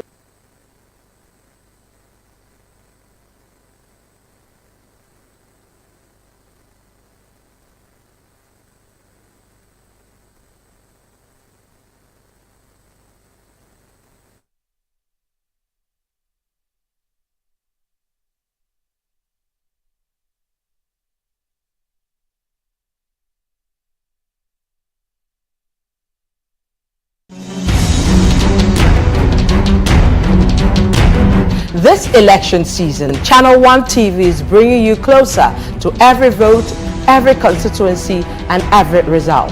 Our team will provide in-depth data-driven analysis to show you what each vote means for our nation. From the campaign trail to voting day and the final declaration of results, Channel 1 Television is covering it all. We'll be on the ground in all 276 constituencies, so every voice is heard and every community represented.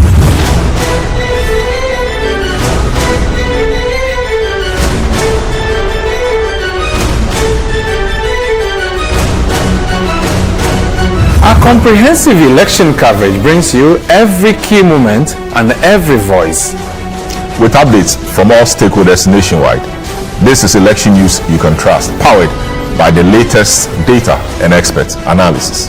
Join us on Channel 1 TV for election coverage that keeps you informed and engaged. We're here for every step of the journey. Channel 1 TV, your election bureau.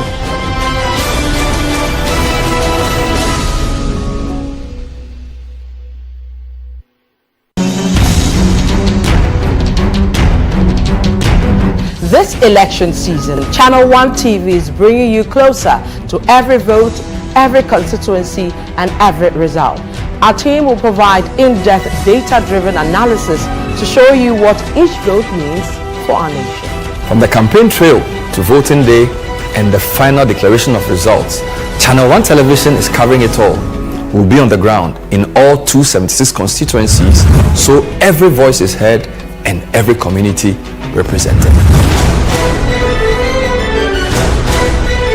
The lives, or better still, put the lives of our electorate in danger.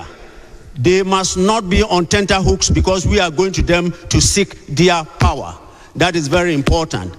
Going forward, we must understand that apart from the leadership and participatory, the inclusive and participatory leadership that NDP is advocating, if that does not work, every electoral cycle will be having the same tension. That is why that there must be what we call wheels of democracy, making sure that we give power to our people at the unit level and in our communities, so they exercise their power, and in an election we go to them and seek their mandate. In that way, we will not be twisting their arms and taking their mandate. It is when political parties go, twisting the arms of the electorate to seek power, that is what is creating the tension.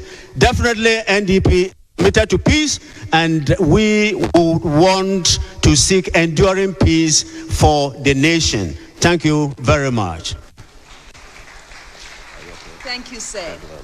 Thank you, sir. I would like to acknowledge the president of GJA.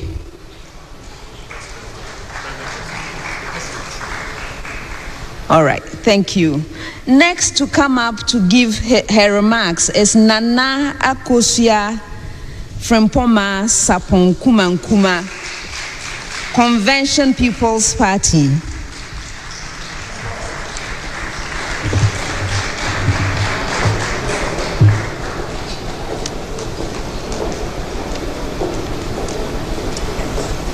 Madam, 2 minutes.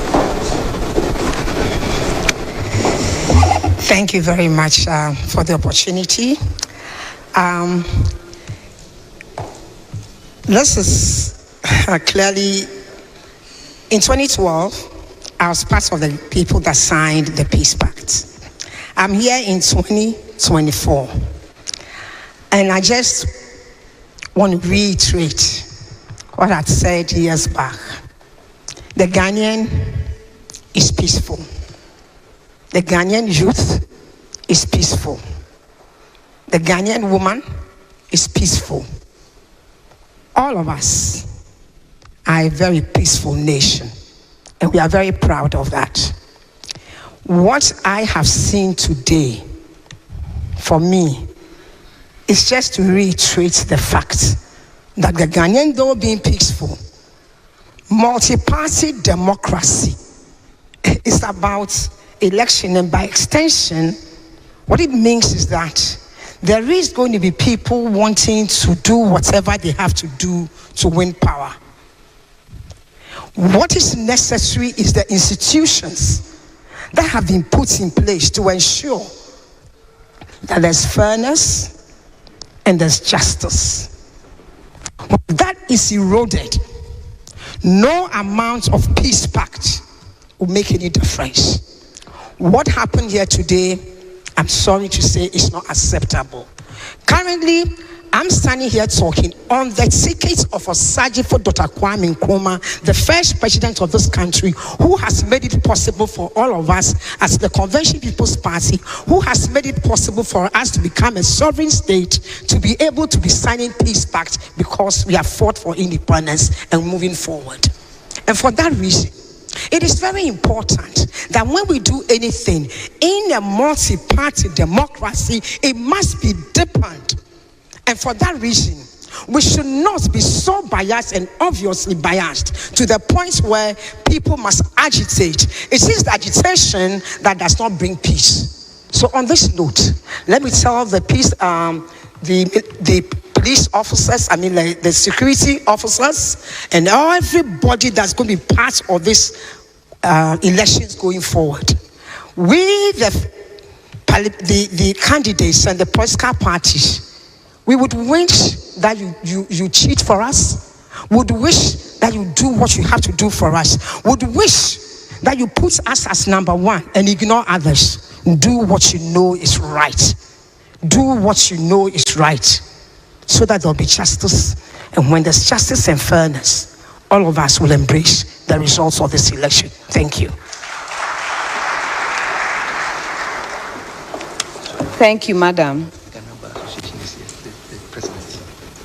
I would like to acknowledge the President of the Ghana Bar Association. Thank you for being here. Next, to give his remarks is Mr. Kofi Kranting, independent candidate.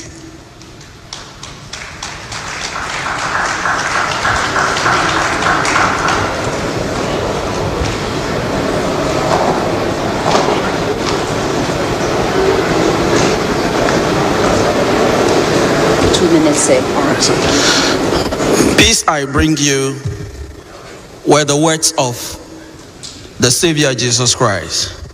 We're talking about peace here today, and that is a great thing we look at. We, the Youth New Vision Movement and the team of Kofi Kranting embrace peace. However, we believe that peace can not only be considered in terms of outside motivation, but internal peace is the driving force. So we cannot talk about peace when people sleep outside. We cannot talk about peace when people are hungry. We cannot talk about peace when thousands of our youths complete school, cannot get jobs, and walk the street aimlessly. We cannot talk about peace when citizens cannot wake up each morning not looking up to anything. Going into this election, we always have it in our heart that we become leaders to lead people. And for that matter, if you become a leader and everybody dies, who calls you a leader? Who would you serve? And so, as we seek to get power to lead this country, we must bear it in mind that our words, our thoughts, and our deeds actually spell out what we're looking out for. We cannot do things the same way and expect, different result. Let's embrace peace. And this peace is what New Vision Movement and the team of Kofi Kranting speaks to Ghanaians. That let's do what is expected of us as Ghanaians and embrace this peace, do everything that is in support of peace. We stand for peace. And at the end of the day, Ghana will win and all of us will be happy. Thank you. Thank you, sir. Next is Mr. George Chumbarima Edu, independent candidate.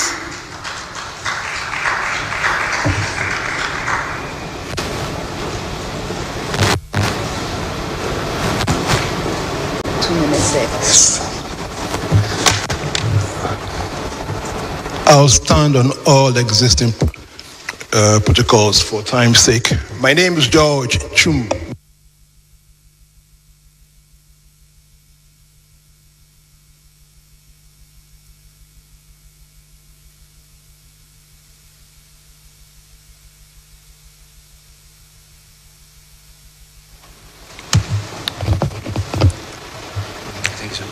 Thank you.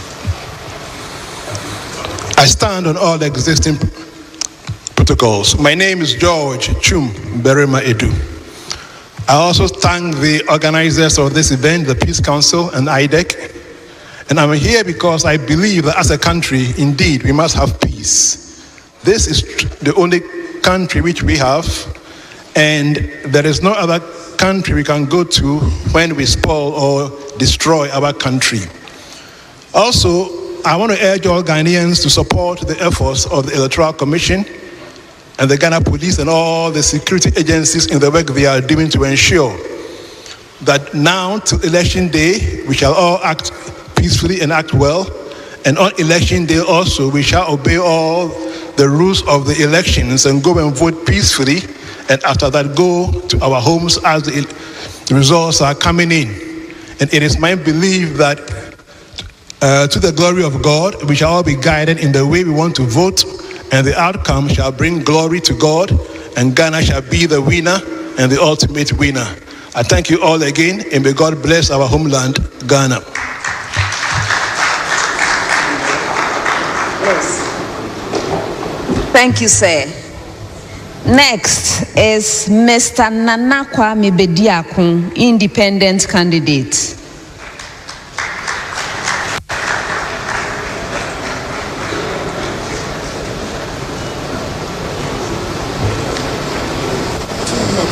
Thank you. Distinguished ladies and gentlemen, all protocols observed. I am Charles Yemakwe, the Chief Administrator of Nana Kwame Bediako. Elections are not just about choosing leaders. They are about safeguarding the foundation of our democracy and the unity of our nation. As representatives of our various political parties, we bear the responsibility to uphold peace, integrity, and the will of the people above all else. Let us remember that Ghana's greatness lies in our unity, not our divisions, in our shared values, not our differences. To our fellow politicians and supporters, let us commit to an honest process, free of violence, free of intimidation, and free of deceit. Let us debate ideas and policies, but never forget that our shared goal is the progress of Ghana. To the people of Ghana, we urge you to exercise your democratic rights with courage and conviction, knowing that your voice and your votes matter. Choose peace over conflicts, dialogue over confrontation, and truth over falsehood. Always choose Ghana first. Let us leave a legacy for the next generation, not of discord, but of unity, not of corruption, but of honor, and not of fear, but of hope. Together, let us reaffirm the spirit of Ghana. The black